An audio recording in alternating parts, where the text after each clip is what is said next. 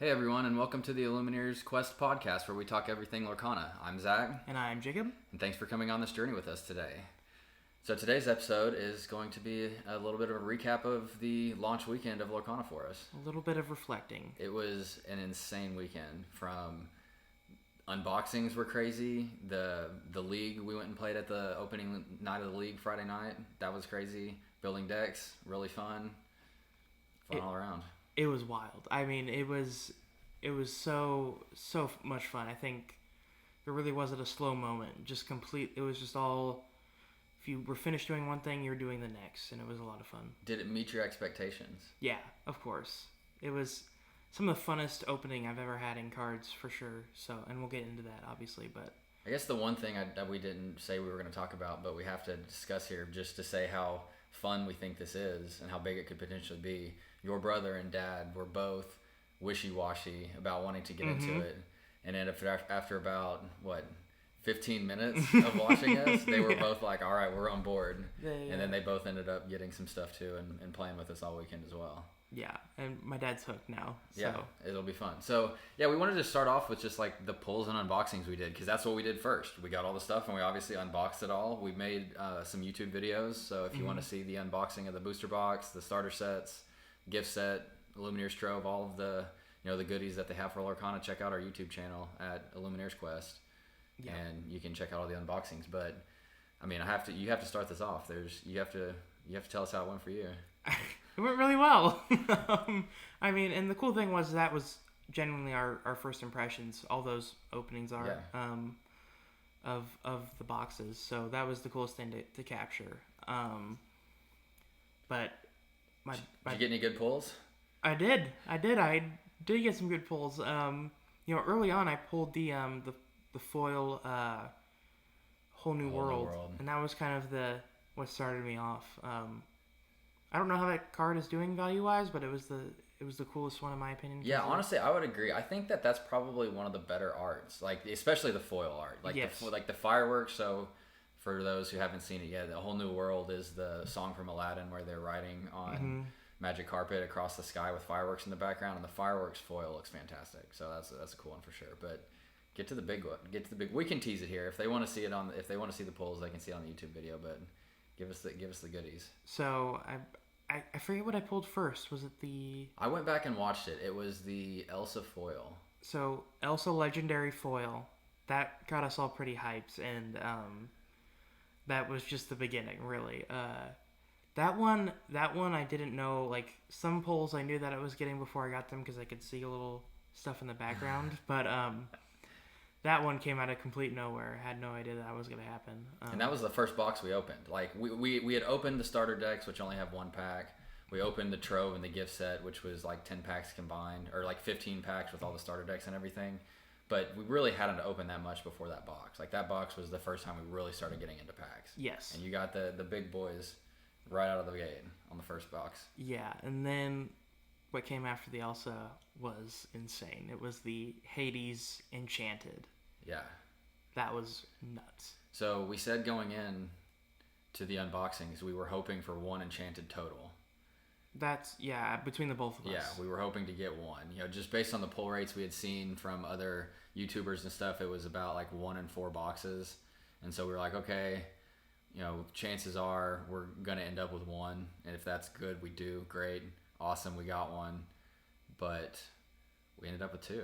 We did end up with 2. Yeah. One each, which is exciting. Yeah, luckily I got the other one, because I know if Jake got 2 and I got 0, he would have felt terrible. Awful. I would have felt I felt bad about getting one, and at that point he had not pulled his. So I'll switch to mine for a second. So when I started unboxing, I unboxed like half of my stuff Friday, and I didn't get an Enchanted or a Legendary foil, and I had a couple decks built with Bell, and I didn't get a Bell either. And that was kind of the meme of the day, is that I needed a Bell Legendary to start building a deck with. and I didn't get any. Everyone else we knew that's playing this all pulled Bells. Yep.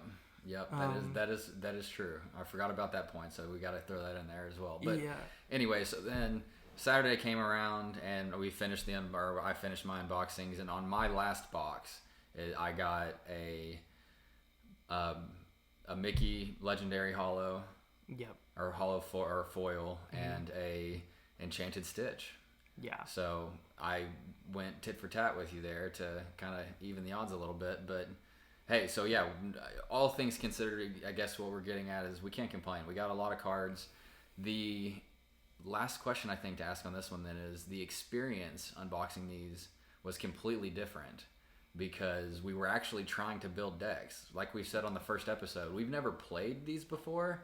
We've always just collected cards.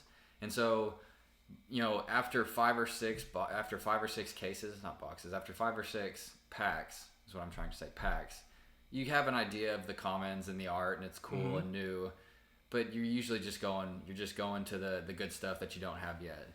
That's not the case this time. Like we were trying to, like I said, we were trying to build Bell into a deck. And then there's some even like rares that, you know, between I think 5 of us were playing, we were trying to make sure we all had enough cards to build our decks out because, you know, when you have 4 copies of a rare card, like that's hard to do on like opening day. Yeah. So what was how did like you needing cards change the experience of unboxing for you? Completely. It was the most enjoyable unboxing experience I've ever had for cards. Because like I've said also, I do sports cards, I do baseball cards, and that is a very stressful experience.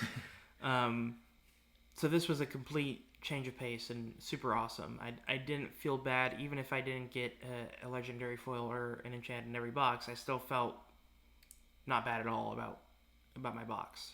It still felt like, hey, this is all useful stuff that I can still use, and like we'll get into I think a little bit with deck building. Commons, getting multiple commons and uncommons is really useful. Like, it's not a bad thing. And I kind of touched on that, I guess, but with the rares and super rares. But normally you get a common or you end up with 10 of them, and it's like you're over it. But there were a couple commons that I had built into multiple decks, and so like me having 10 of them, like honestly was a benefit, which I would have never said in the past. So it was just really cool change of pace to be able to be into that situation where you're unboxing everything and you actually want every single card you're getting. Yes, it's super fun. The best way to do it, I think. And I think that's one of the main reasons that if you want to get into Lorcana, you should also be playing the game, I think. Yeah, it just makes it so much more fun, and then makes it a lot more, I guess, valuable because you're just not opening a bunch of stuff that you don't care about. Obviously, collectors, and I'm collecting it too, and I've said I'm trying to collect a master set.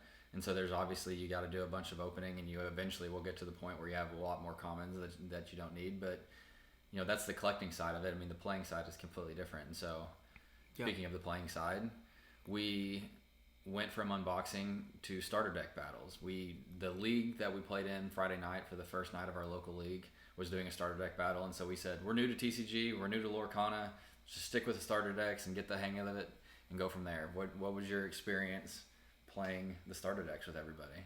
Yeah, so I mean the coolest part too is before we went to the league, I would say probably 5 of us all played starter decks against each other on open day, release day, and that was really our training for the league night. And I mean, it was a ton of fun. I think like my favorite before I got any of the starter decks was Amber Amethyst, and it was probably my least favorite by the end of it. I think I didn't play anything else. I've not played any other starter deck to this point.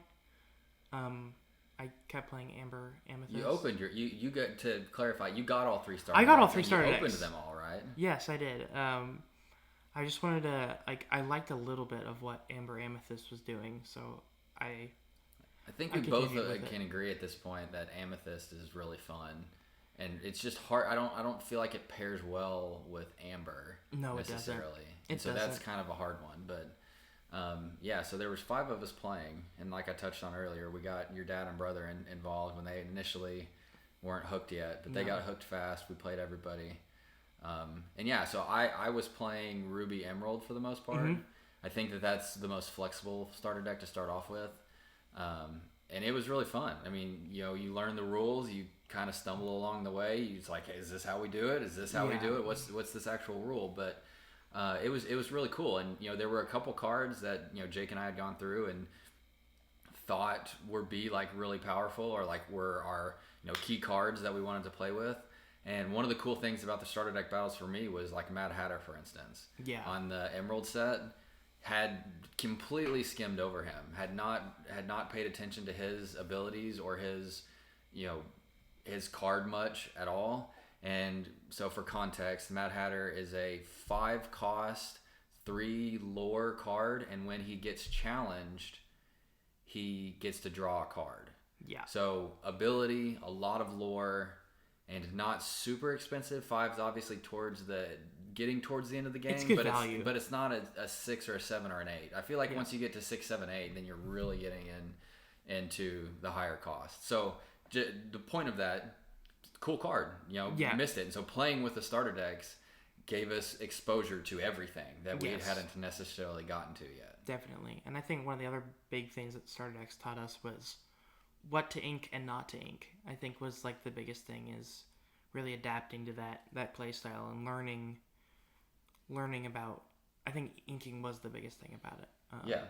I don't know about you, but that was my biggest takeaway little bit from of combos, a little bit of like understanding, like thinking a move ahead or thinking about what your opponent might do next move, and just really getting a feel for the game and the flow of the game. I think you play a lot of Marvel Snap, a mobile game, mobile card game that has kind of the same feel where you start off with 1 energy, you start off here with 1 ink and you build up from there.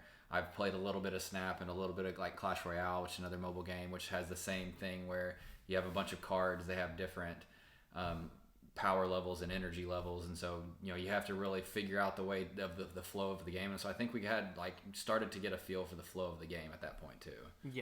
Yeah, for sure. And I mean, obviously the flow changes with the cards you have, but you just understand the speed and everything. It was really helpful starter decks overall, and I think overall they did a good job of putting them together for the most part. Yeah, good job. And then we went straight from the starter deck battles into the league starter deck battles. Yes. So we did participate in the first night of the league at our local league. Everybody, or 3 of us, I guess, from that were playing, amongst each other, went to the league and went and played. Mm-hmm. And we went and battled it out against the local community. It was fun. I had a good time. Another first for us again. Another first, absolutely. I think it was about 18. Yep, people. 18 people.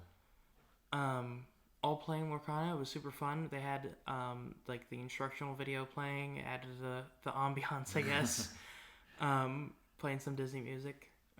It was a super fun time. I think I've never played a TCG before, so this was like a super new experience. Like, I'm sure you can relate to this. I would say it was just a hair stressful as well. Oh yeah. Like, we being new to the scene, like, what are the unwritten rules? Yeah. That you're supposed to go by, and what's the manners that you're supposed to take while playing in these. The opponent that I played didn't have any TCG experience either, so we kind of just fumbled through it and made it work. But I think your opponent did play Magic, correct? He did play Magic. So I just asked him hey, do you prefer I shuffle a certain way? And he's like, yeah, shuffle whatever you want, and then I'm gonna shuffle however I want, and then we shuffle each other's decks, which I thought makes sense. Seemed completely fair because you can't get upset about it. Yeah, it keeps you from rigging the deck. Potentially. I mean, I think you shuffling in front of your opponent is for most people fine, but again, if you want to be careful or whatever, then it makes sense. But I was lucky. I won both of my games, so off to a hot start. Again, starter battle. We had the benefit of playing each other for a couple hours. My opponent, that was his first game. He had walked into the store, bought a starter box, and he was in. And so I had a little bit of benefit of knowing the decks and knowing what was coming. But so from that respect, it was good. But I'd say for sure we're really lucky having a bunch of people around us that are playing also. So we gain that experience constantly. And I mean, we've both played every day since release. So. Yeah, and that brings up another good point about playing is, we are constantly like playing each other and talking about strategies and trying to evolve. So this is kind of getting out of the starter decks, which is into like the the next topic in the league. But when you think about your overall strategy that you want to have with your own built deck, you have to figure out the overall strategy you want, your support cards, your win conditions, like the overall like pace of the game you want to play. So I think that that's kind of where we got into on Saturday. Is we got into the build your own deck. Yeah, it was.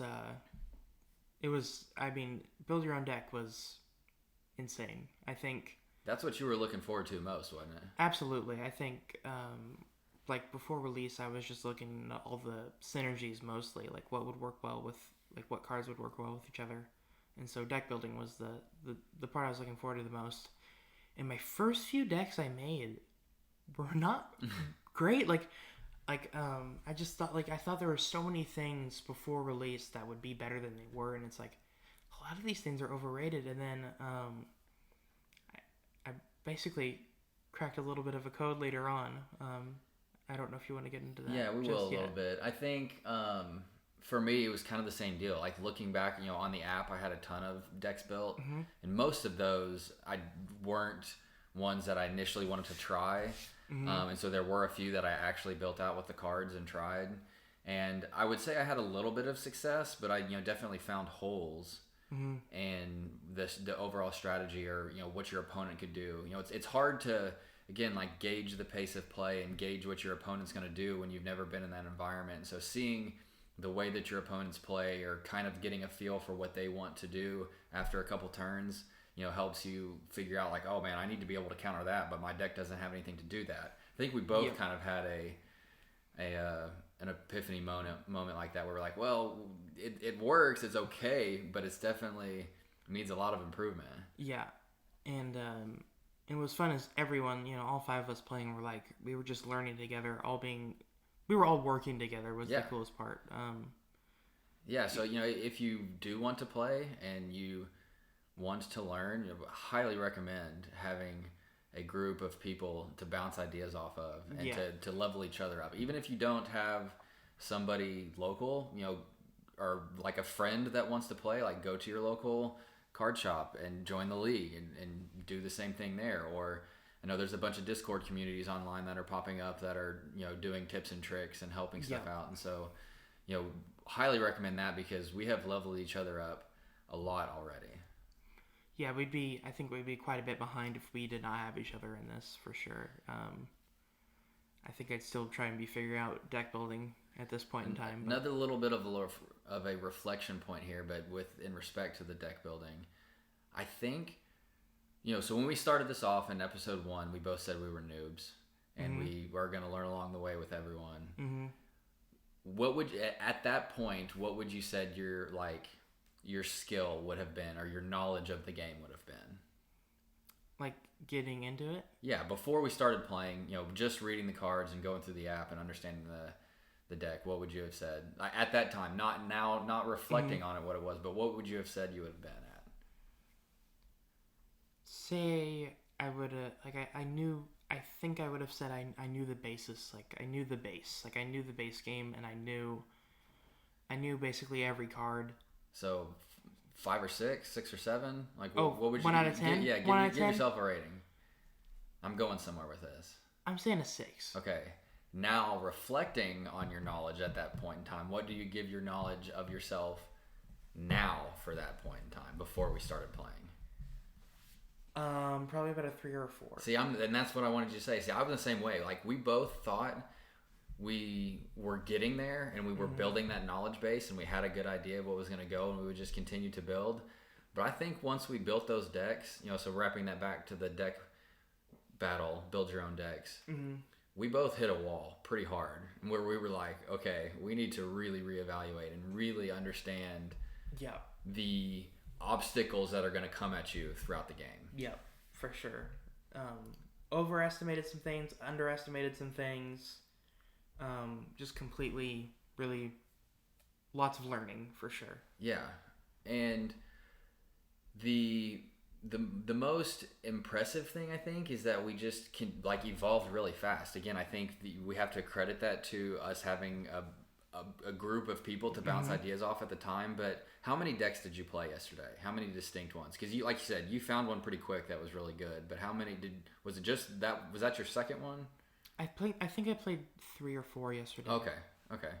And what were they all the same inks, or how were you bouncing around? So mostly what I was playing for the most of the time was Amber Amethyst, the starter deck, just an evolved version of it, basically. Yep. And then I played basically I think it was a Sapphire Ruby ink build-up deck. We both did one of those. And then my final one of the day was Ruby Amethyst. And we'll get to that in a second. Yeah. So I had kind of the same thing. I was kind of all over the board because I had a little bit of a success with the Sapphire Ruby. Same kind of deal. Ink building, punishing with evasive on the Ruby. Had some good success with that. You're undefeated for a little bit. I was for a little bit. And then I got beat, found some holes, tried to tweak that one. And then still had moderate success, I would say. But then started hitting a wall. Yep. Against a Sapphire Steel and a Ruby Amber. Or no, Ruby Emerald, sorry. And so, again, like that's good. It's take it as a learning experience. And so pivot, I ended up with a princess deck, we'll just call it. Yeah. And I think it has potential still. I still like that deck, but I ran up against your behemoth of a deck. Yeah. Are you ready to get into that yet? We don't have to say specifics because I know we're still trying to keep some things close to the chest as we go into the league, but just, you said it was an Amethyst Ruby.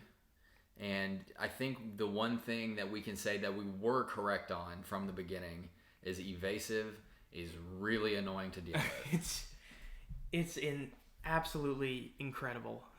It's probably the best, I don't know what you'd call those, but abilities. Yeah, I mean, there's 9 abilities in the game, and evasive is one of them. And shout out to future videos. We have an abilities tier list that you can think about when you're building your decks to come in the following weeks. But evasive, we were spot on. Evasive is incredibly annoying to play against. Spoiler alert, it's number 1 ability for me right now. It is for me as well. I mean, and I don't think that's a surprise to anyone. No, so sorry, back up. So evasive is the ability that makes it where only characters with evasive can challenge your character. So if your character has evasive, they have to have an evasive character to take care of it. Yep. So there's basically only 2 ways to take out an evasive character. Either having an evasive character of your own, or having an item or an action that deals direct damage. For instance, like grab your sword or fire the cannons. Dragonfire. Yep. Is Dragonfire we could probably talk about a little bit too. Yep. But that's a one that just directly banishes any character you ask or you say. And specific cards just clean house basically. Yeah, I think Pongo's a pretty we can talk about Pongo because Pongo's pretty common to get there. Pongo's in the starter deck. He's in a lot of the videos. There's 3 in the starter deck, which is really nice. He's in the video, or he's a heavily used card in a couple of the videos that Ryan Miller did on with the community, getting people ready for the game. So I think Pongo was that's probably what led us on to evasive to begin with. For sure. But for instance, Pongo's has evasibility with 2 lore. Yeah. So after 3 turns, he's quested for 6, and you're a third of the way done. And if you don't have an evasive character, then he just keeps going and building, and you're in a heap of trouble at that point. Yeah, and I'll just say this. Evasive with 2 lore is insane. It's absolutely one of the hardest things to deal with in the game. Especially if you have multiple on the board. There's not much. Multiple Pongo. You did that to me a couple times. Multiple Pongos was not fun. There's not much you can do against that at that point. There are certain counters that if everything goes right, you can counter it. But for the most part, it's pretty deadly. Yeah, I agree. And so, kind of wrapping that back to where we started, Jake was using a deck with multiple Pongos with evasive. I was using the princess deck that I built that I thought would be really powerful, built around Moana. So Moana, the Amber Moana, I think the actual name is Moana of Montanui. I think so.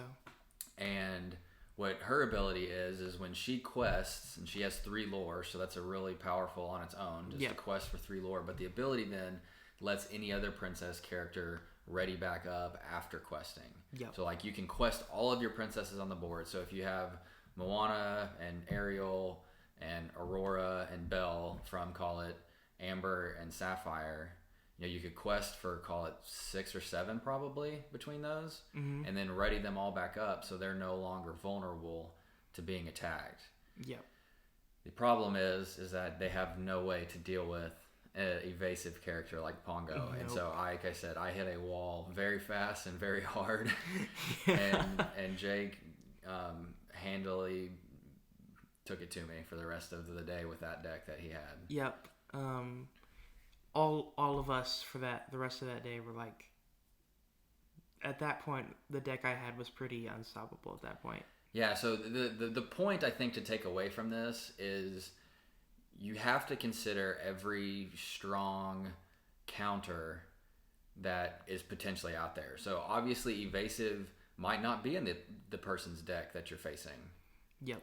But it very well could too. Yes. And so if you don't prepare for it in some way, form, or fashion, then unless you can just out-quest them, you're going to lose. And you were able to out-quest me, which is why I just kept getting beaten handily.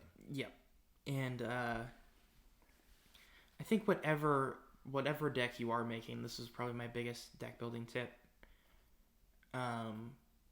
Make sure you have counters for the counters for it. I think is the most important thing. Is if you have a really good deck that you like a lot, make sure you think about the counters for that deck that you're building, and then you put counters against those counters in your deck. I think is one of the smartest things to do for sure.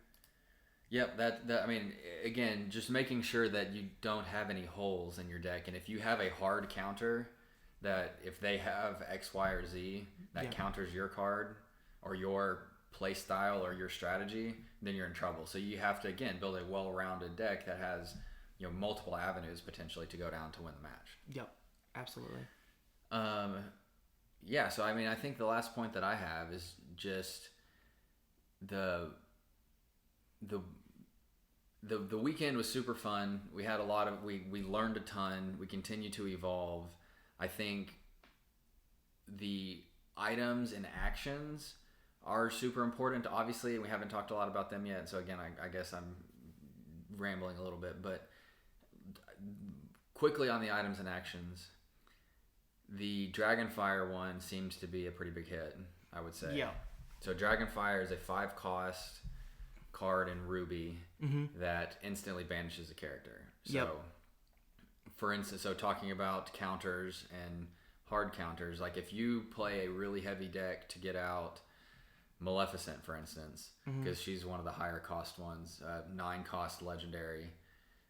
If you spend 9 ink to get out Maleficent, and your opponent plays Dragonfire to instantly banish Maleficent, you will have a bad time. I think you quit at that point. I think that's just anger. I don't know if you have a way around that. So the point, I mean, and again, that happened to me too. When Jake was beating me with his Pongo deck, I had in a deck with Aladdin Heroic Outlaw, which I think is still one of the strongest cards in the game, because when he's on Ruby and when he challenges and banishes a character, you get 2 lore, your opponent loses 2 lore. So that's a 4 lore shift from 1 challenge, not even a quest. Yep. And so I had what I thought was a good deck strategy built around Aladdin to get him going, and I got 2 on the board, or I had 2 in my hand to get on the board, and you instantly banished both of them. Yep. I will say, I think I had a lot of luck of the draw for sure yesterday too, so that had a part to do with it. But and maybe one of those, in one of those matches you don't ban both of them, But I think at that point you had such a big lead that it was still an uphill battle, even if I am able to. And the other thing to consider is Aladdin could only have challenged like 2 of your characters that you have on the board because the rest of them were evasive. Yep. And so at some point he becomes useless because he can't challenge those characters to use his ability. Yeah. So again, you have to consider the abilities of your opponents and the abilities that they give you, or the limitations that they give you. So, yeah. I think the next thing I want to just dig into a little bit is about our first impressions was how, like, what do you think, like, how did you see, like, were games won by a landslide? Were they close? That's a good call. That's a good one. I think with the starter decks, it was a little bit of both. Because that was just kind of some of the luck of the draw, right? Like, there was we didn't have any real strategy built up yet. You were at the mercy of the deck. So there were a couple that I won extremely handily. One of our buddies, his first game playing, he drew nothing but item cards, and he got absolutely demolished his first game. But there was just nothing he could do about that. Yeah. On the flip side, we had a couple really close ones, and I talked about Mad Hatter earlier. I remember Mad Hatter winning me a game on a really close match with your brother because I needed those additional cards in my hand to keep me going. Yep. And the challenging that he did was phenomenal. So that was a big one. But once we got to the build your own decks, I think it was a little bit of both as well. I think you demolished us at first, but I think we also had a couple close battles. So, use that as an opportunity to tweak your deck, to reformat your deck, I completely blew up my deck twice and started completely from scratch. So yeah, you had kind of some of the same thoughts, right? Like, I would say you were kind of in the same boat. Yep. And I mean, there was times yesterday and the day before, like, where there was certain decks at certain points that we had that would just win completely by landslides and just keep destroying our opponents, and then our opponents would adapt, and they'd figure out, like, okay, this is my counter, and then you figure out the counters of their counters, and so that's kind of the leveling up that we were talking about. Is landslide win, they adapt, you find a hole in your deck from their adaptations, then you got to adapt. So our decks probably went from a 5 or 6 to, I don't know, I think we feel like both of the decks that we're using right now are pretty strong. I've got a steel amethyst one that I feel decent about. I haven't fully vetted it out yet. I've only played it a couple times, but I think that's got some potential. Yep. And I'm still using the ruby amethyst. I'm not changing that anytime soon for myself. Yeah, I feel really good about Jake's deck too, and I wanted to steal it, but I also wanted to have I built my own deck pat on the back, so I'm still trying to find a good counter for it, and if I do, then we'll go with that, and if not, then I might use his deck to go just lay waste to the rest of the local league. Yep. I mean, we almost messaged Ravensburger was the funniest thing. We talked about it because it is broken, and I still genuinely think the strategy is broken. Because you have to directly consider that specifically when building a deck, and which to me means there's no deck that I currently know of that's in the meta that could counter it. No, I agree. So you have to build a deck specifically to counter it. And if you want to know specifically what it is, I think towards the end of the league, getting close to Chapter 2, we'll get into some specifics. Yep, and then who knows? By then we might have a new broken deck. Yeah, and maybe we've countered it by that point, and then we can talk about it and talk about why it's broken. And if you want to use it, then you can go then. But any final thoughts? I think we started to get into a little bit of tips and tricks. Talking about some of the stuff we saw, some of the few things, but we want to dive in further into that too. So we're definitely gonna, for the new players that want to level up their abilities, we're gonna go a full episode on tips and tricks and understanding. A little bit more of the in-depth ins and outs of the game, because we feel like we're starting to really get a handle on not just the cards, but the abilities and the combinations of abilities and the combinations of characters and items and actions and everything. So yeah, I mean, we're learning so much, because I mean, it's literally the first thing I do when I get up in the morning is battle, and the last thing I do before I go to bed is battling. How many battles do you think we did over the weekend total? Like, how many battles do you think you did? Probably 40. Yeah, I mean, that sounds about right. I would say maybe 30 to 40. You know, some of them went really quick. Some of them took a little bit of time. Like some of those landsides ones might have been like 10 minutes. Yeah. So, you know, it sounds like a lot, but we're talking quick battles, you know, going to the league and stuff. So, yeah, that's you know, I think that wraps up the opening weekend. It was a lot of fun. Had an incredible blast, and we, you know, look forward to continue to learn as we go. Yep, absolutely. All right. Well, everyone, thanks for listening to us, and we'll catch you next time. All right, see you guys.